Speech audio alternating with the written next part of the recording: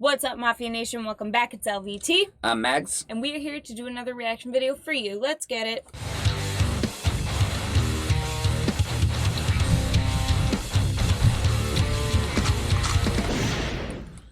All right. Tonight we're getting into some more Sabaton.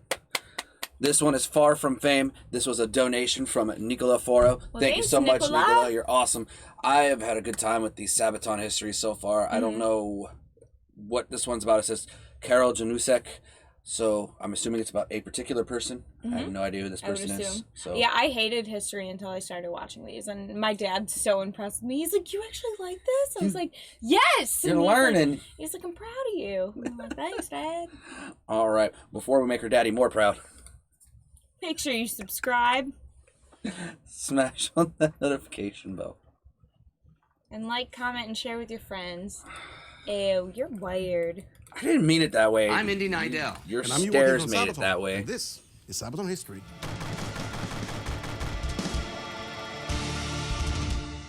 Karel Janoušek is often forgotten today outside of Central Europe, but his story is a story worth telling. And our song, Far From the Fame, is about his tragic but heroic life.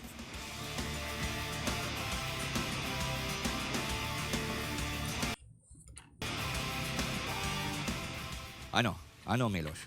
Ano. No, dobrý večer. Karel Janoušek was born October 30th, 1893 in Přerov in Moravia, Silesia, the Czech domains of the old Austro-Hungarian Empire.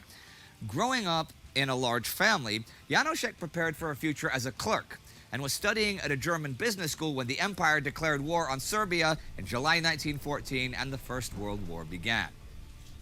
With major battles between the Austro-Hungarian and the Russian armies soon ravaging the Eastern Front, turning the fields of Galicia into a graveyard for hundreds of thousands.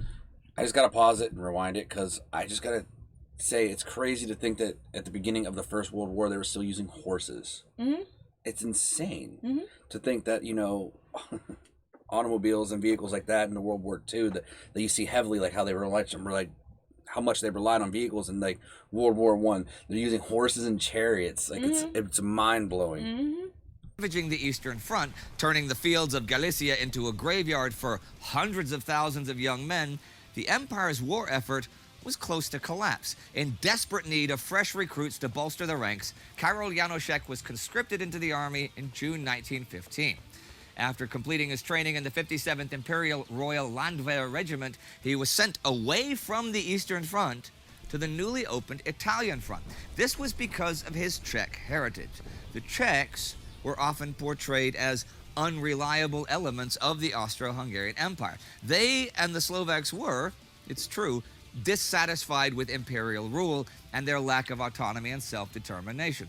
So, doubting their loyalties and suspecting that various Slavic peoples would not fight well or would even desert to brother Russian Slavs, the Czechs and Slovaks ended up fighting in the numerous battles of the Isonzo River until the Eastern Front nearly collapsed under the weight of Russia's mighty Brusilov offensive in the summer of 1916.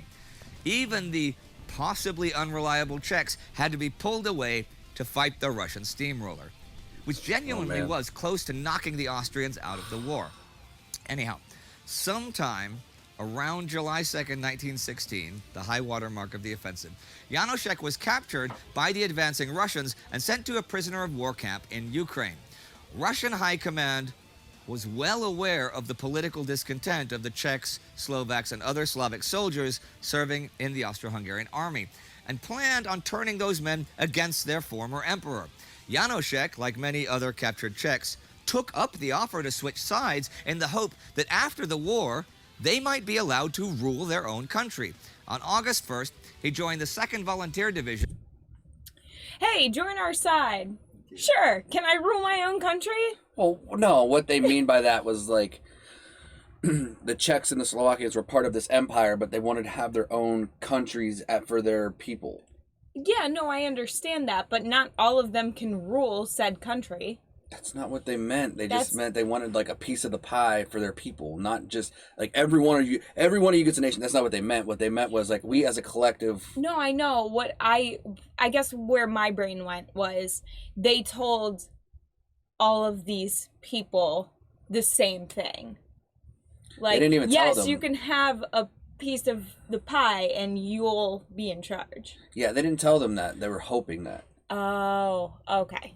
Makes sense. I'm an idiot. Of Sorry. the Serbian army in Odessa, and in October 1916 became part of a Czechoslovak volunteer rifle regiment north of Kiev. After Russia's February Revolution in 1917, the Russian army slowly but surely disintegrated. And as Janoušek's unit was transferred to the front in July 1917, many Russian soldiers were simply deserting. But the Czechs and Slovaks remained, believing in their cause. Prove them wrong. They proved them right. They joined the opposition in hopes of... Yeah, no, but what they said was In the that battle, they weren't reliable. to the other side that they were now fighting against. Yeah, I know, but they still proved them wrong because, No, hey, we're reliable to your enemy. No, they proved them right because that's what they were afraid of, was they were going to be useless to them but reliable to the enemy, and they proved them right. Oh. they I thought they just meant that they were, like, No, unreliable no, in they general. didn't. They didn't want them on that front with the Russians because they were afraid of them joining the Russians, and then they put them on that front, and they joined the Russians. Well, haha on you. Joke's still on you.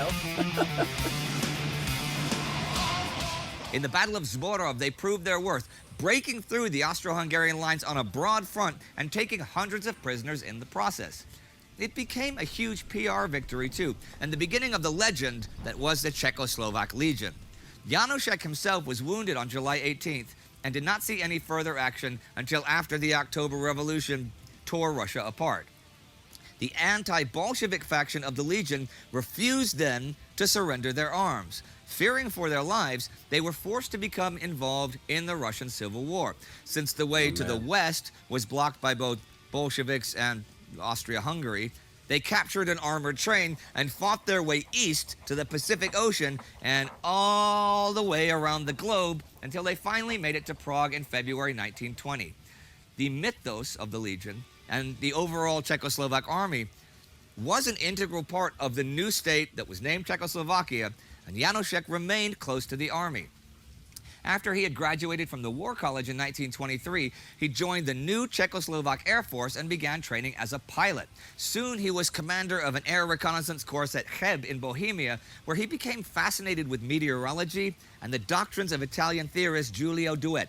In aerial warfare, Douhet wrote, "There is no need for defensive tactics, since the skies are vast, and you can't build trenches like on the ground. The bomber will always get through, so the only option left is the offensive."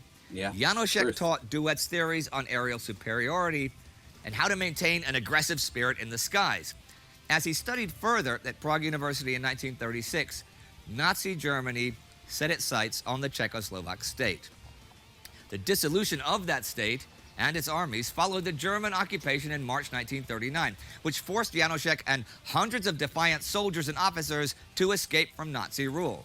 With the help of the underground resistance ring Obrana Naroda, Janousek fled to France, going through Greece and French Lebanon, reaching Paris in December 1939. Immediately, he got in contact with the French government and other Czech officers trying to create a united Czechoslovak Air Force. But like the rest of the French army at the time, his plans were hindered by logistical and leadership deficiencies within the French army until it was too late. In the face of the German invasion in May and June 1940, Janousek fled once more, this time via a Dutch ship to England. The British High Command was better organized, particularly with regard to their air force, but Janousek and the other officers still had to jump through a whole load of diplomatic hoops until they were able to convince British Prime Minister Winston Churchill and company of their value. But once established, the Free Czechoslovak Air Force became a strong asset to the defense of the island. Fighting in RAF uniforms and planes, they fought the Germans throughout the Battle of Britain. The experienced Czechoslovak fighter pilots were awarded many medals. Janousek especially, although disliked by many of his superiors, had been very much valued by the British as the best Czech commander around. By 1941, the Czechoslovak Air Force had over 1,600 active service members.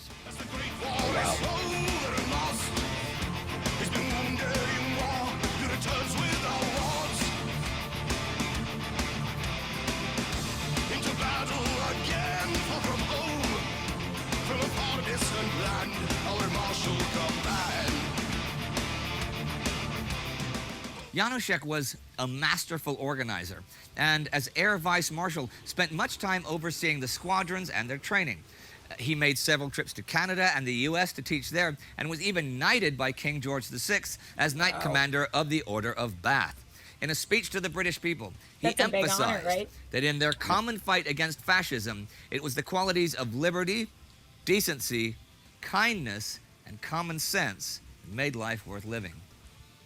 But his fame did not escape his enemies' attention.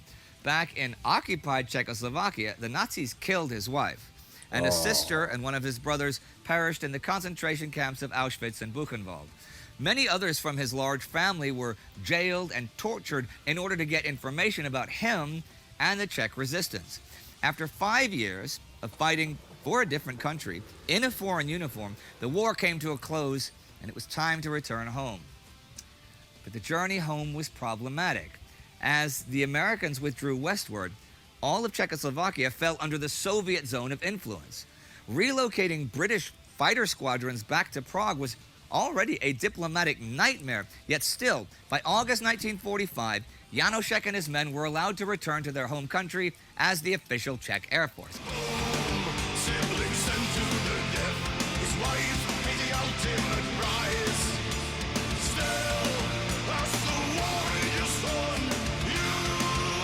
Nazis were brutal, man. However, Killed his whole although the family Nazis were to get to gone, him. well, the country was by no means free. The supposed alliance between the Soviets and the Western Allies was breaking apart mere months after the end of the Third Reich. The Czech Communist Secret Service monitored every step Janousek and his pilots made, and every man who had fought for the Western Allies was now suspicious, especially Karel Janoušek, who kept in contact with the British. He was put on a list of potential threats to the regime. The situation worsened dramatically after the coup of the Czech communists in February 1948. Backed by the Soviets, a wave of terror and persecution swept through the country. Tens of thousands were condemned in political show trials, and around 6,500 of them were executed, although the exact number is unknown. Janousek lost his job, and as it was fruitless for him to find any new position in the military, he decided to flee the country once again. But this time, his escape attempt was betrayed by a double agent. He was arrested and quickly court-martialed as a traitor and deserter. Wow. The communists stripped him of everything, his rank, his awards, even his doctorate, and sentenced him to 18 years in prison. What? While in prison, a guard offered to help him flee. But although Janousek refused, his sentence was increased to life in prison. In 1955, the political mood shifted again, and Janousek's prison sentence was reduced to 25 years, and he would finally receive an amnesty in 1960. After the Prague Spring in 1968, Janousek was rehabilitated, but it would take another 22 years until he would be restored his rank and awards. Karel Janoušek, however, passed away before that happened, on October 27, 1971. After the fall of the Czechoslovak communist regime, he was posthumously promoted to general, and all of his 40 awards, British, French, Russian, and from many other countries, were officially returned, and his service and sacrifices honored once again. That's insane.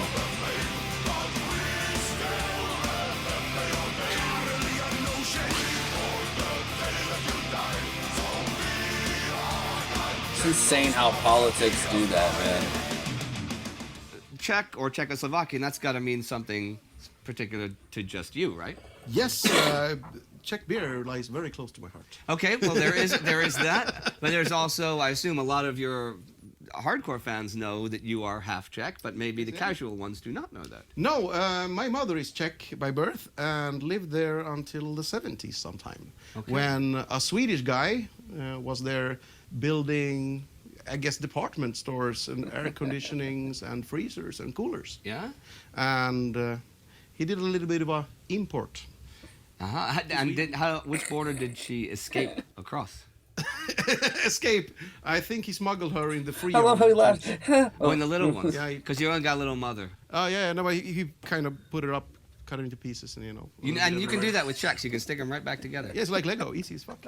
And we're getting off topic. We are getting off topic. Anyhow, back to Far From the Fame. Okay. He just called his mama Lego. He did. Stop laughing.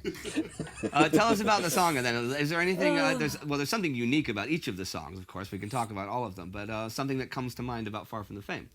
Well, actually, the idea was given to us by our booking agent in Czech Republic, Okay. Gigi, in Czech. I just couldn't believe the story when I read it, and that song was basically written really fast. And it's the first time actually you can hear Chris play guitars. This is the first recording you did with him. Yeah, exactly.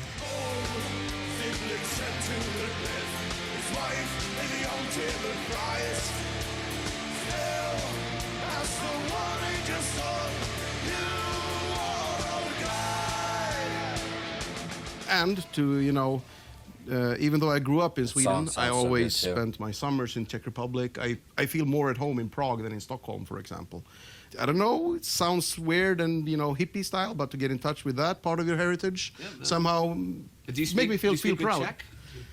No, I can order beer and tell people to fuck off. So. And you know what I always like? Because when I lived there, of course, the first thing you learn is how to order beer. But you have different words for, pivo, piva, and piv, depending if it's 1, 2, 3, 4, or 5 beers. It's jedno pivo, dvě piva, tři piva, čtyři piva, and pět piv.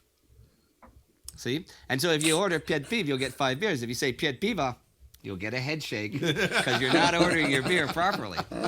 This guy really knows Czech. You learn a lot here on Sabaton History. Yeah, I only remember what I do in adult life, which Why is are you basically, ordering as I 5 said, beers order at beer. one time? But I also remember these things from when I was a kid, what was on TV, and the nursery rhymes, Friends. and weird shit like that. Wow. I don't have So those. I don't know what that means. Just kidding. And that one is still with me. Koczka Lesediro, a couple of other things. Danny and Susie I would still be have so the memory mad. of this little guy on a unicycle cycling the moon and saying Dobranoc, good night to all the kids. So it's weird how that stuck with me. Yeah, it's probably because I started ordering beer. I don't remember anymore. That actually makes a lot of sense. Okay, because I never got past 5. No? No, I can count higher than that. Okay. So. But He said, no, I what? can't. Oh, you want us to wrap it up? Feel better. We can talk about this forever. Okay, that is Far From the Fame, and that is it from Sabaton History for this week. Nasledano. Nasledano. Nasledano.